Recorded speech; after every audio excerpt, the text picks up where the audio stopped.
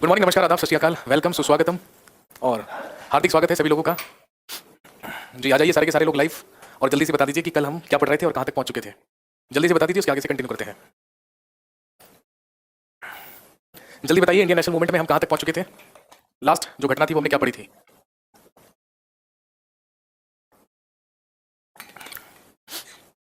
Okay, हमने Gandhian era शुरू कर लिया था जिसमें हम रोलेट एक्ट तक पहुँच चुके थे। ठीक है, चलिए स्टार्ट करते हैं। हम पढ़ रहे हैं इंडियन नेशनल मूवमेंट।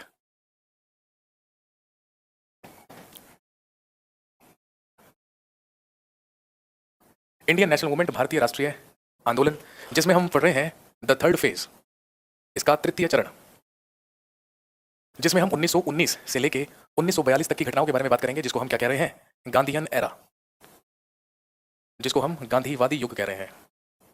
गांधी जी दक्षिण अफ्रीका से वापस आ चुके हैं 9 जनवरी 1915 को। उसके बाद क्या क्या महत्वपूर्ण घटनाएं घटी, उनकी शुरुआती यहाँ पर कौन कौन से आंदोलन हुए, उसके बारे में हम बात कर चुके हैं। लास्ट हमने बात की थी काले कानून के बारे में, ब्लैक लॉ के बारे में, जो 1919 में आया था। सिडनी रोलेट की अध्यक्षता में एक कमेटी का गठन किया गया था और उसी से क्या बना, रोलेट एक्ट बना। और हम सब जानते हैं बिना दलील, बिना अपील और बिना वकील का कानून ही किसको कहा गया था, रोलेट एक्ट को कहा गया था। लेकिन आप अच्छी तरीके से जानते हैं कि जब रोलेट एक्ट का विरोध हुआ और सारे के सारे देश में भूख हड़ताल हुई, तो गांधी जी का दिल्ली और पंजाब में प्रवेश पूरी तरीके से क्या कर दिया गया, प्रतिबंधित कर दिया गया। और जब पूरी तरीके से प्रतिबंधित हुआ तो मैंने आपको बताया था कि 9 अप्रैल 1919 को जब गांधी जी हरियाणा के पलवल स्टेशन पर दिल्ली में प्रवेश करने की कोशिश कर रहे थे, तो गांधी जी को वहीं से गिरफ्तार कर लिया गया, क्योंकि गांधी जी ने कहा जाना था, अमृतसर जाना था। और आप सब जानते हैं 1919 में ही इसके बाद जो अगली महत्वपूर्ण घटना घटित हुई वो थी, लिख लीजिए, जलियांवाला बाग हत्याकांड। इसके बाद 1919 में हुआ Jallianwala Bagh blood shed.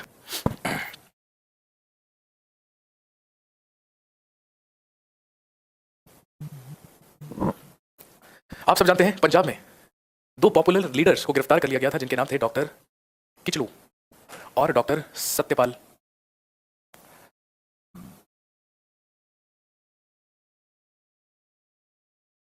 Roulette act के ही तहत मैंने आपको बताया था, रोलेट एक्ट इसलिए लाया गया था ताकि यहां पर जो क्रांतिकारी गतिविधियां हो रही थी या जो क्रांतिकारी हिंसाएं हो रही थी, उन पर क्या लगाया जाए, अंकुश लगाया जाए, उन पर नियंत्रण स्थापित किया जाए। और बिल्कुल यही कारण था कि 1919 में जलियांवाला बाग, हिस्ट्री कितनी बची है जी मैं आपको बता देता हूं। जलियांवाला बाग तक हम 1919 तक पहुंच चुके हैं, इसको हम 1947 तक फटाफट से कंप्लीट करेंगे, जो काम इस वीक में हो जाएगा। और उसके बाद हमारे पास केवल एक टॉपिक बचेगा मॉडर्न इंडिया में पढ़ने के लिए, जो है गवर्नर, गवर्नर जनरल्स और वाइसरॉयज। 2 दिन का टॉपिक होगा। इसको फिनिश करते ही हम लोग पॉलिटी पकड़ लेंगे और उसके बाद जब तक आपकी पॉलिटी फिनिश नहीं होगी तब तक हम केवल पॉलिटी पढ़ेंगे। जिन लोगों के एंशिएंट और मेडिवल इंडिया ऑलरेडी कंप्लीट हो चुके हैं वो लोग हिस्ट्री से फ्री हो जाएंगे, और कुछ 1-2 बैचेस जो है बाद के, जैसे बैच नंबर 14 और 15, उन्हें सिर्फ एंशिएंट इंडिया पढ़ने का काम रहेगा, तो वो एंशिएंट इंडिया पढ़ लेंगे। ठीक है ना, तो आप परेशान मत होइए भाई। मेरी क्लास मैं कोशिश करता हूं कि लगभग रोज ही हो, लेकिन अगर रोज ही क्लास होगी तो हिस्ट्री या पॉलिटी में से सिर्फ एक ही चीज पढ़ी जाएगी। अभी हम टॉपिक पढ़ रहे हैं तो मुझे टॉपिक बीच में छोड़ना सही नहीं लग रहा है। पहले हम टॉपिक को कंप्लीट कर लेते हैं। सिर्फ एक टॉपिक रह जाएगा, गवर्नर, गवर्नर जनरल, वाइसरॉय।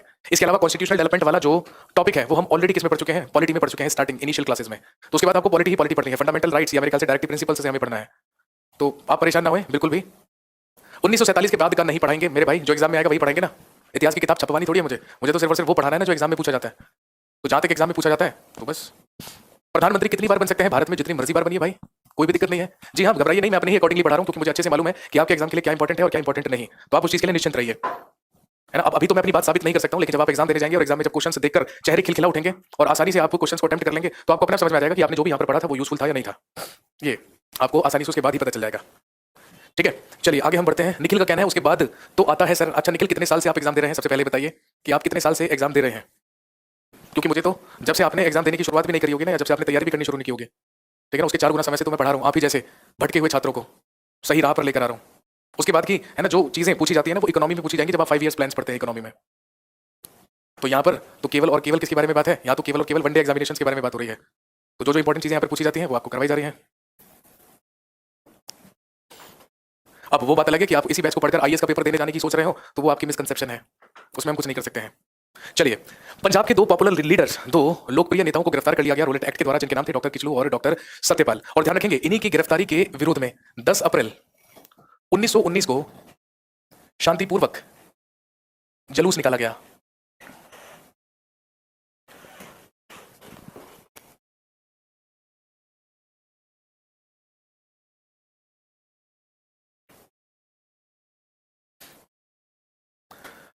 और जब 10 अप्रैल 1919 को जुलूस निकाला गया तो उसमें भी पुलिस के द्वारा साफ साफ चेतावनी दे दी गई कि किसी भी व्यक्ति को सामूहिक रूप से आकर जुलूस निकालना पूरी तरीके से क्या कर दिया गया है, प्रतिबंधित कर दिया गया है। वहां पर कर्फ्यू की सिचुएशन अप्लाई कर दी गई और कहा गया कि लोगों को इकट्ठा नहीं होना है। लेकिन आप अच्छी तरीके से जानते हैं कि इसके बाद 13 अप्रैल 1919 को अमृतसर के जलियांवाला बाग में, जो कहां पर था, अमृतसर में था, यहीं पर एक शांतिपूर्वक सम्मेलन का आयोजन किया गया। और आप सब जानते हैं हजारों की संख्या में वहां पर लोग इकट्ठे हुए, लेकिन ये देखकर जनरल ओ डायर आक्रोश से भरा और हम सब जानते हैं इसीलिए वहां पर गोलीबारी के आदेश दिए। जलियांवाला बाग चार दीवारियों से घिरा हुआ ही एक स्थल था, एक जगह थी। Just hold on for a minute.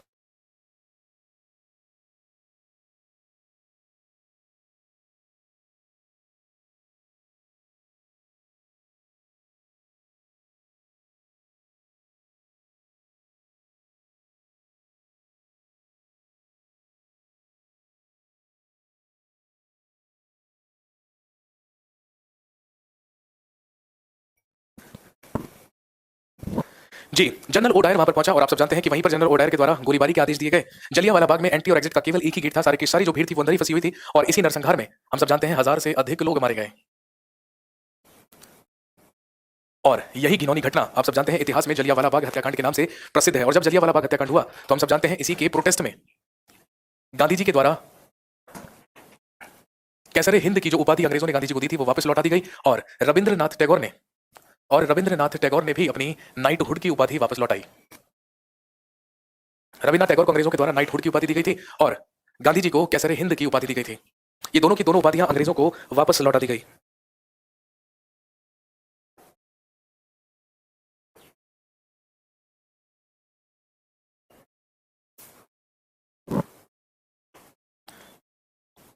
और आप सब जानते हैं इसी की इन्वेस्टिगेशन के लिए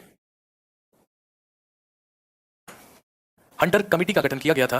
लेकिन हंटर कमेटी ने भी अपनी रिपोर्ट में ये बात कही थी कि उस समय अमृतसर में जो हालात थे वहां पर फायरिंग का आदेश जो देना था वो क्या था, जरूरी था।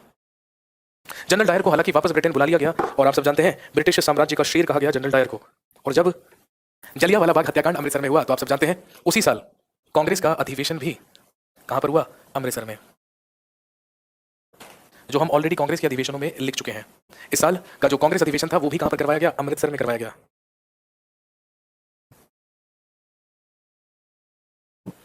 और ध्यान रखेंगे जब जलियांवाला बाग हत्याकांड अमृतसर में हुआ था तो उसी के बाद चमनदीप नामक व्यक्ति के नेतृत्व में, चमनदीप के ही नेतृत्व में अस्तित्व में आई डंडा फौज।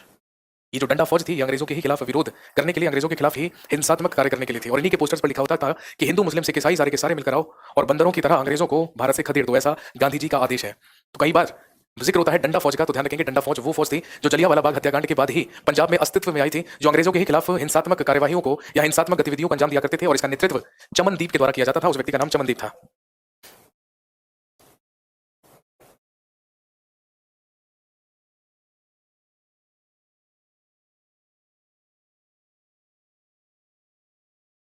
और इसके बाद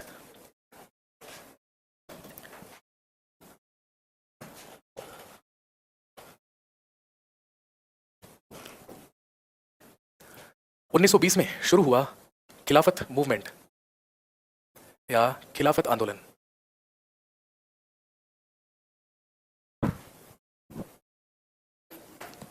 उन्नीस सौ बीस में जब कांग्रेस का कलकत्ता अधिवेशन हुआ या कैलकाटा सेशन ऑफ कांग्रेस,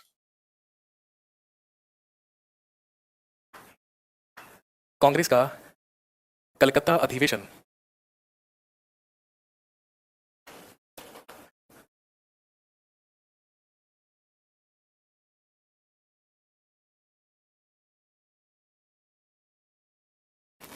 उन्नीस सौ बीस में जब कांग्रेस का कलकत्ता अधिवेशन चला तो ध्यान रखेंगे इसमें जो महत्वपूर्ण मुद्दा था वो था ही क्या, जलियांवाला बाग कांड और खिलाफत। जैसा कि मैंने कल आपको बताया था कि जब फर्स्ट वर्ल्ड वॉर हुआ तो मित्र देशों के ही खिलाफ, तो मित्र देशों ने ही जर्मनी, ऑस्ट्रिया, इटली और तुर्की के खिलाफ लड़ाई की। और उसमें इनिशियली मुसलमानों को यह आश्वासन दिया गया कि जब फर्स्ट वर्ल्ड वॉर होगा तो हम तुर्की को कोई भी नुकसान नहीं पहुंचाएंगे। लेकिन ऐसा नहीं हुआ। इंग्लैंड के द्वारा तुर्की पर आक्रमण करके आप सब जानते हैं कि तुर्की से ही इस्लाम या इस्लामिक खलीफा का जो पद था वो पूरी तरीके से क्या कर दिया गया, समाप्त कर दिया गया। जब चल रहा था प्रथम विश्व युद्ध तो हम सब जानते हैं ब्रिटेन के द्वारा तुर्की से खलीफा का पद समाप्त किया गया।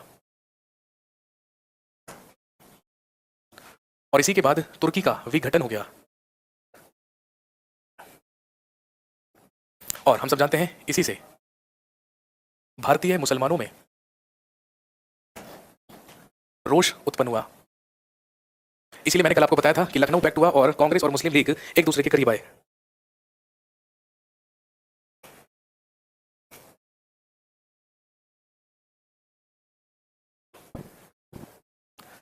17 अक्टूबर 1919 को खिलाफत दिवस मनाया गया और ध्यान रखेंगे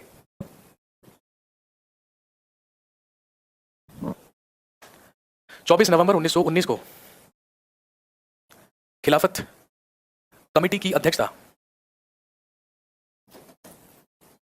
गांधी जी को सौंपी गई और खिलाफत मूवमेंट पॉपुलर ही तब हुआ जब, ध्यान रखेंगे, गांधी जी ने इसमें नेतृत्व किया या गांधी जी इसमें शामिल हुए। अरे मेरे भाई, अमरिंदर कह रहा है क्वेश्चन का रिप्लाई देते ही नहीं है सर, पैसे बर्बाद हो गए। भाई कितने करोड़ रुपए दिए थे इस बैच में पढ़ने के लिए, पहले ही बता, जल्दी से पहले बता कितने करोड़ रुपए दिए थे। और मेरे भाई अमरिंदर गधे, तेरे को इतना पता होना चाहिए, तू मेरे से पूछ रहा है कि अध्यक्षता किसने की थी। अरे जब कांग्रेस के सारे सेशंस लिखवा रहा था वहां से अध्यक्ष देख लेना। अब एक ही चीज को मैं बार बार थोड़ी बोर्ड पर लिखूंगा।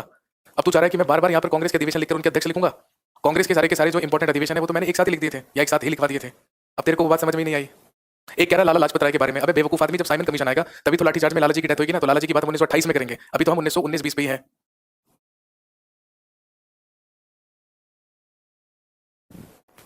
तूने 999 रुपए जमा कराए और तुझे लग रहा है कि तूने 999 रुपए में भाई साहब टीचर और करियर सबको खरीद लिया और कह रहा पैसा बर्बाद हो गया।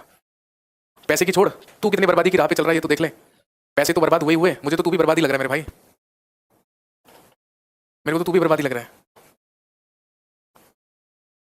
चलिए 24 नवंबर 1919 को जब खिलाफत कमेटी की अध्यक्षता गांधी जी को सौंपी गई तो ही जो खिलाफत मूवमेंट था वो किस में आया, पूरी तरीके से प्रकाश में आया।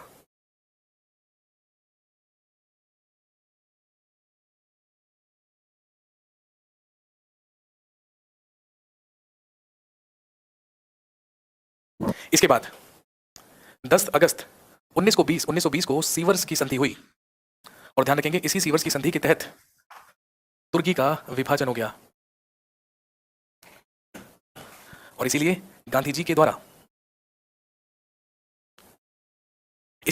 द्वारा खिलाफत का असहयोग आंदोलन में विलय करने की सिफारिश की गई।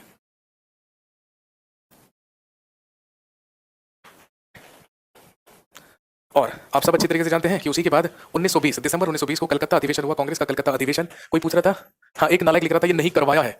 भाई साहब तुम्हें तो जो करवा दो ना, सही में बता रहा हूं भाई साहब, ये देखो। अरे बेवकूफों वाली बातें मत कर मेरे भाई, मैंने नहीं, मेरे फ्रेंड ने मैसेज कर दिया था। अमरिंदर को ब्लॉक कीजिए फटाफट, ठीक है ना, क्योंकि मुझे झूठे लोग तो बिल्कुल पसंद नहीं है। फटाफट से अमरिंदर को ब्लॉक कर दीजिए यहाँ पर। इसी के बाद 1920 में हम सब जानते हैं कलकत्ता अधिवेशन हुआ कांग्रेस का। ये लो भाई, तुम्हें तो बस अध्यक्षता चाहिए, ये लीजिए अध्यक्षता लिख लीजिए, लाला लाजपत राय के द्वारा की गई।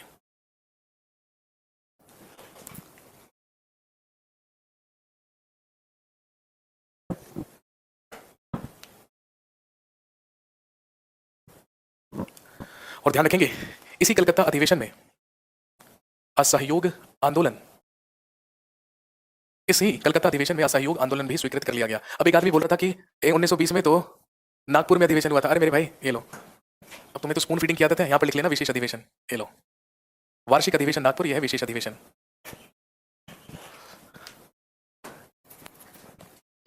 खिलाफत मूवमेंट था क्या मेरे भाई, तुर्की, ब्रिटेन के द्वारा तुर्की पर आक्रमण करके तुर्की का विघटन कर देना, तुर्की से खलीफा का पद समाप्त कर देना, उसी के खिलाफ खिलाफत आंदोलन किया गया था भारतीय मुसलमानों के द्वारा। क्योंकि भारतीय मुसलमानों के बारे में अगर हम बात करें तो आप सब जानते हैं इस्लाम में सबसे बड़ा धार्मिक गुरु ही किसको माना जाता था, खलीफा को माना जाता था। और खलीफा का ही पद समाप्त करने की वजह से कहीं ना कहीं भारतीय मुसलमानों को ही क्या पहुंची थी, ठेस पहुंची थी। यही कारण था, इसी वजह से यहाँ पर खिलाफत मूवमेंट शुरू हुआ था। लेकिन खिलाफत मूवमेंट पॉपुलैरिटी तब गेन कर पाया जब इसमें गांधी जी भी शामिल हो गए। लेकिन गांधी जी की ही आह्वान पर बाद में खिलाफत मूवमेंट को भी किसमें शामिल कर दिया गया, नॉन कॉपरेशन मूवमेंट में या असहयोग आंदोलन में।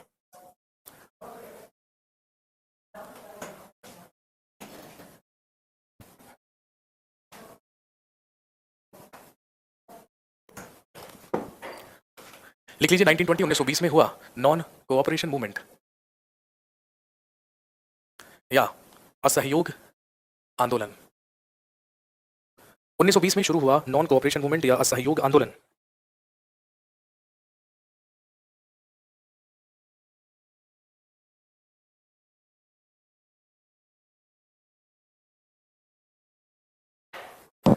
और दोस्तों ध्यान रखेंगे जब 1920 में कांग्रेस का विशेष अधिवेशन कलकत्ता में हुआ था तो मैंने अभी आपको बताया कि वहीं पर असहयोग आंदोलन स्वीकृत कर लिया गया था। और इसके बाद जब 1920 में ही वार्षिक अधिवेशन कांग्रेस का नागपुर में हुआ तो नागपुर अधिवेशन में ही असहयोग आंदोलन की पुष्टि कर दी गई।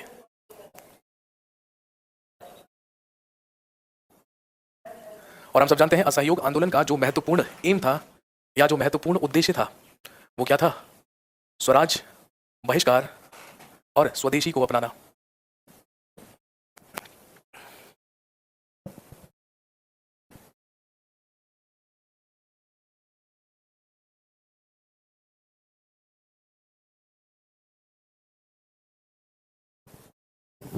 और ध्यान रखेंगे, there are two parts of this movement.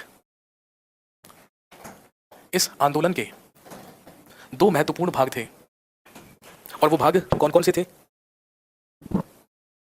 एक पॉजिटिव प्रोग्राम्स या लिख सकते हैं सकारात्मक कार्यक्रम, जिसके तहत क्या क्या निर्धारित किया गया था? सबसे पहली चीज,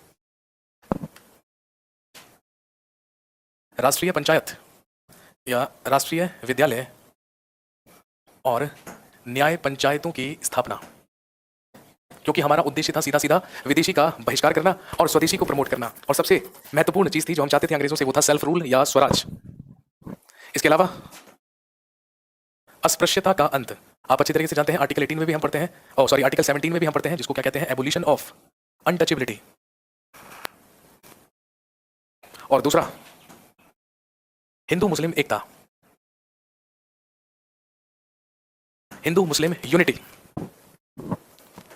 और तीसरा उद्देश्य, तीसरा कार्यक्रम था स्वदेशी का प्रचार और बुनाई कताई का कार्य।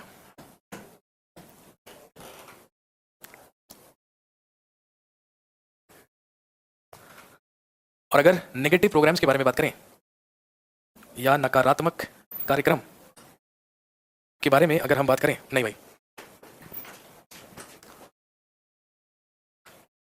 कैमरा, जी हाँ, ऑटोमन एम्पायर था तुर्की में। उस समय तुर्की में ऑटोमन साम्राज्य या ऑटोमन एम्पायर चलता था, उसी का विघटन कर दिया गया था इंग्लैंड के द्वारा। और उसी का जो सुल्तान था वही इस्लाम का खलीफा कहलाता था। तो खलीफा की जो पोस्ट थी वो भी वहां से क्या कर दी गई थी? खत्म कर दी गई थी। नेगेटिव प्रोग्राम्स में क्या क्या चीजें थी तो ध्यान रखेंगे, सरकारी उपाधियां वापस लौटाना, रिटर्निंग द गवर्नमेंट टाइटल्स, सरकारी उपाधियां वापस लौटाना।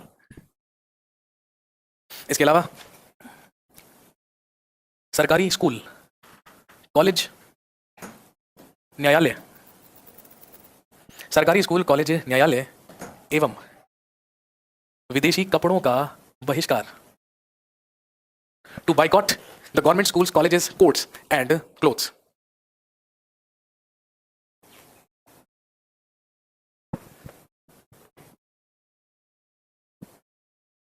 और इसमें एक और इंक्लूड करेंगे,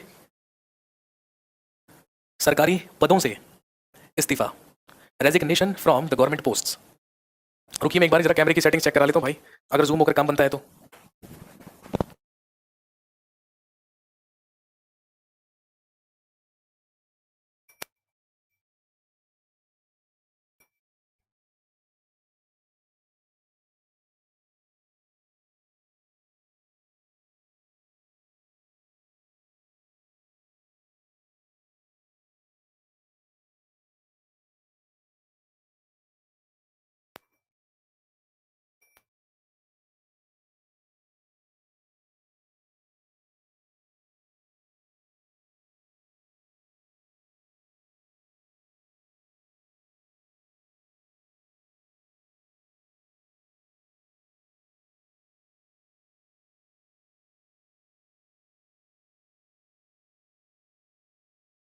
हाँ जी, अब दिख रहा है ठीक? एक बार चेक कर लो, शायद दिख रहा होगा, नोट कर लो अगर नहीं कर रहा है तो फटाफट से। इन्हीं सारे के सारे उद्देश्यों के साथ हम सब जानते हैं असहयोग आंदोलन या नॉन कॉपरेशन मूवमेंट गांधी जी के द्वारा शुरू किया गया 1 अगस्त 1920 को। और उसके बाद खिलाफत मूवमेंट का भी इसमें क्या कर दिया गया? विलय कर दिया गया।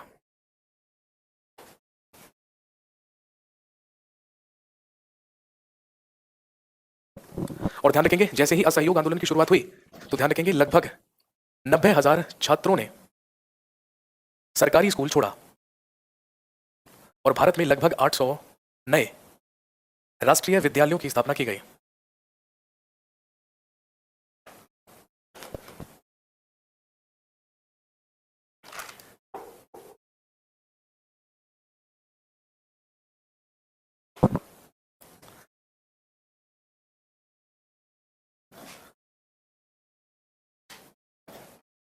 इसके बाद ध्यान रखेंगे 17 नवंबर 1921 को prince of Wales arrived in India. Wales के राजकुमार का भारत में आगमन हुआ और हम सब जानते हैं इसी के विरोध में पूरे भारत में हड़ताल की गई।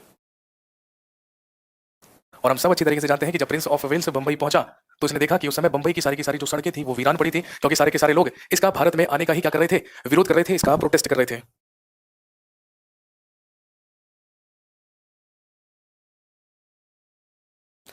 लेकिन आप अच्छी तरीके से जानते हैं कि पूरे के पूरे देश में फैल चुका था नॉन कॉपरेशन मूवमेंट या असहयोग आंदोलन। लेकिन इसके बाद एक ऐसी घटना घटित हुई जिसकी किसी ने कल्पना नहीं की थी। 5 फरवरी 1922 को हुई चौरी चौरा कॉन्स्पिरेसी या चौरी चौरा कांड। और हम सब जानते हैं ये कहां पर हुआ था, उत्तर प्रदेश के गोरखपुर नामक स्थान पर। उत्तर प्रदेश के ही गोरखपुर जिले में चौरी चौरा नामक स्थान पर एक महत्वपूर्ण घटना घटित हुई। हम सब जानते हैं गांधी जी असहयोग आंदोलन को पूर्णतः नॉन वायलेंस या अहिंसा से चला रहे थे। लेकिन 5 फरवरी 1922 को चौरी चौरा नामक स्थान पर जो उत्तर प्रदेश के गोरखपुर में है, भीड़ उपद्रवी हुई, भीड़ एग्रेसिव हुई और उन्होंने चौरी चौरा में ही एक पुलिस चौकी में आग लगा दी। और जब पुलिस चौकी में आग लगाई गई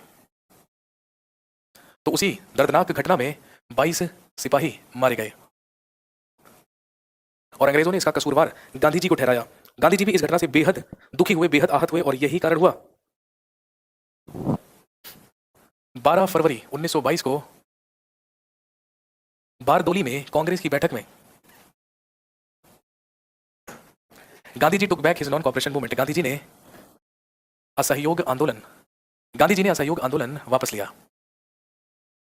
Gandhi ji took back his non cooperation movement. Gandhi ji ने अपना असहयोग आंदोलन वापस लिया। इसके बाद आप सब जानते हैं 10 मार्च 1922 को गांधी जी गिरफ्तार कर लिए गए और इन्हें 6 वर्ष के कारावास की सजा सुना दी गई, क्योंकि अंग्रेज सरकार की तरफ से गांधी जी के ऊपर ही जनता को भड़काने के चार्जेस लगाए गए। और हम सब जानते हैं गांधी जी को गिरफ्तार कर लिया गया था और 6 वर्ष कारावास की उन्हें सजा भी दे दी गई थी।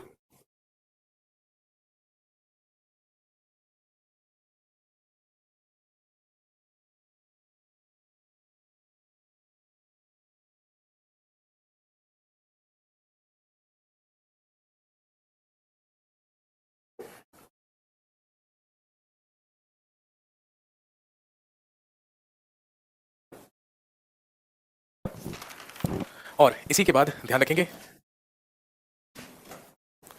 पूरे के पूरे देश में गांधी जी की आलोचनाएं हुई और इवन कांग्रेस के भी बड़े बड़े दिग्गज नेताओं ने गांधी जी के इस कदम को गलत बताया। पंडित जवाहरलाल नेहरू, सुभाष चंद्र बोस, सबका ये कहना था कि ये जो आंदोलन था ये लगभग सफल होने की ही कगार पर था और इस समय गांधी जी को ये वापस नहीं लेना चाहिए था। लेकिन गांधी जी ने वापस लिया, गांधी जी के ऊपर चार्जेस लगे और उन्हें 6 वर्ष के कारावास की सजा दे दी गई। इसके बाद ध्यान रखेंगे दिसंबर 1922 में मोतीलाल नेहरू और चित्तरंजन दास के द्वारा कांग्रेस से इस्तीफा दे दिया गया। और हम सब जानते हैं 1923 में इन 1923 both of them founded Swaraj party. और मोतीलाल नेहरू और चित्तरंजन दास के द्वारा ही इलाहाबाद में स्वराज पार्टी की स्थापना की गई।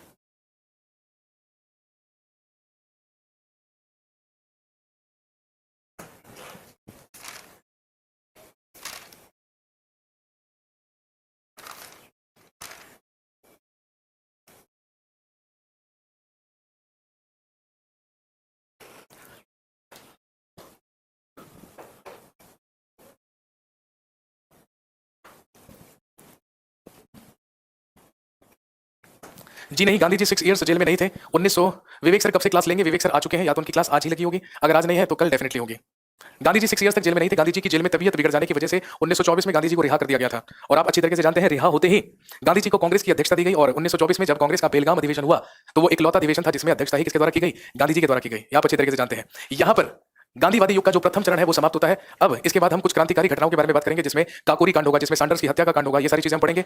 उसके बाद हम साइमन कमीशन और नेहरू रिपोर्ट के बारे में बात करेंगे, जो हम already constitution development of India में भी कर चुके हैं। हम उसके बाद गोलमेज सम्मेलनों के बारे में बात करेंगे। तो ज्यादा चीजें डिटेल में बाकी नहीं है, क्योंकि काफी सारी घटनाएं जो उसके बाद की आएंगी वो हम कॉन्स्टिट्यूशन डेवलपमेंट ऑफ इंडिया में भी क्या कर चुके हैं, डिस्कस कर चुके हैं। चलिए मैं क्लास यहाँ पर निरस्त कर रहा हूँ, अभी मुझे कुछ जरूरी काम से निकलना है। कल दोबारा से मुलाकात होगी। विवेक सर की क्लास या तो आज ही शेड्यूल होगी, अगर आज शेड्यूल नहीं है तो विवेक सर वापस लौट आए हैं। अब इस वीक में भरपूर विवेक सर की क्लासेस होंगी और आपका जो सिलेबस है वो खिंचवा दिया जाएगा। इस वीक में मैं आपका हिस्ट्री